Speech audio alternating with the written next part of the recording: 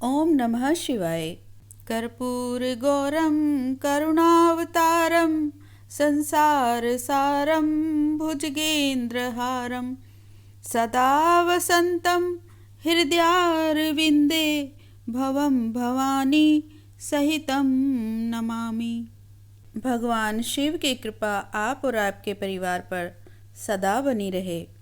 भगवान शिव कल्याणकारी हैं, सबका कल्याण करते हैं। आइए भगवान शिव के रवि प्रदोष व्रत के विषय में जानते हैं। रवि प्रदोष व्रत 2023। प्रदोष व्रत हिंदुओं के लिए एक महत्वपूर्ण व्रत है।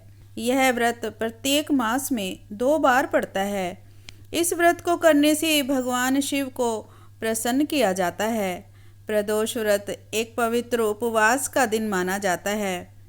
यदि प्रदोष व्रत रविवार को पड़ता है तो इस व्रत को रवि प्रदोष व्रत कहा जाता है। रवि प्रदोष व्रत करने से भगवान शिव और भगवान सूर्य की कृपा बनी रहती है। रवि प्रदोष व्रत के दिन नमक का सेवन नहीं करना चाहिए। रवि प्रदोष व्रत का ग्रंथों में क्या महत्व बताया गया है, इस विषय में जानते हैं। हिंदू धर्म ग्रंथों में, पुराणों में रवि प्रदोष व्रत का महत्व बताया गया है। सूर्य प्रदोष का व्रत करने से खोए हुए मान सम्मान की प्राप्ति होती है और भविष्य में उत्तम स्वास्थ्य का आशीर्वाद भी भगवान शिव और भगवान सूर्य नारायण देते हैं। इसमें कुछ विशेष मंत्रों के जाप से हृदय रोग में भी आराम मिलता है। रवि प्रदोष व्रत में भगवान शिव की पूजा शाम के समय सूर्यास्त से लगभग 45 मिनट पहले और सूर्यास्त के 45 मिनट बाद तक की जाती है। मार्गशीर्ष शुक्ल पक्ष त्रयोदशी रवि प्रदोष व्रत रविवार 24 दिसंबर 2023 को रखा जाएगा।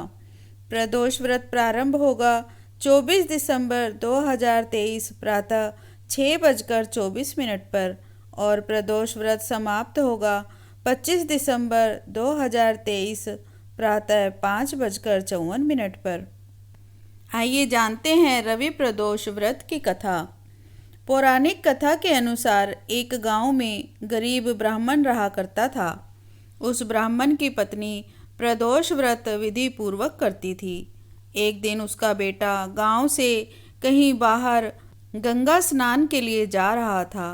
तभी रास्ते में कुछ चोरों ने उसे घेर लिया। चोरों ने उसकी पोटली उससे छीन ली और उससे कहा कि वह अपने पिता का गुप्त धन बतला दे, नहीं तो हम तुम्हें मार डालेंगे। बालक ने कहा कि पोटली में रोटी के अलावा कुछ भी नहीं है और उसका परिवार बहुत ही गरीब है। उसके पास घर में कोई गुप्त धन नहीं है। चोरों ने उसे छोड़ दिया और आगे बढ़ गए। वह बालक नगर में एक बरगद के पेड़ के नीचे छाया में सो गया। तभी राजा के सिपाही चोरों को खोजते हुए वहां आए और उस बालक को ही चोर समझकर ले जाकर जेल में बंद कर दिया। सूर्यास्त के बाद भी जब बालक अपने घर को नहीं लौटा तो उसकी माँ परेशान हो गई। उस दिन वह प्रदोष व्रत का पालन कर रही थी।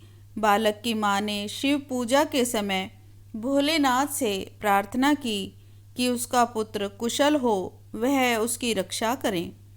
भगवान शिव ने उस माँ की पुकार सुन ली। फिर शिवजी ने राजा को स्वप्न में बालक को जेल से मुक्त करने का आदेश दिया। साथ ही कहा कि वह बालक निर्दोष है, उसे बंदी बनाकर रखोगे तो तुम्हारा सर्वस्व नष्ट हो जाएगा। अगले दिन सुबह राजा ने उस बालक को रिहा करने का आदेश दिया। बालक राज दरबार में आया और उसने अपनी पूरी घटना राजा को बतला दी। इस पर राजा ने उसके माता पिता को अपने दरबार में बुलाया। ब्राह्मण परिवार दरबार में बुलाए जाने के आदेश से भयभीत था। जैसे तैसे वे राजा के दरबार में गए। राजा ने कहा कि आपका पुत्र निर्दोष है, उसे मुक्त कर दिया गया है। राजा ने ब्राह्मण परिवार की जीविका के लिए उन्हें 5 गांव दान में दिए।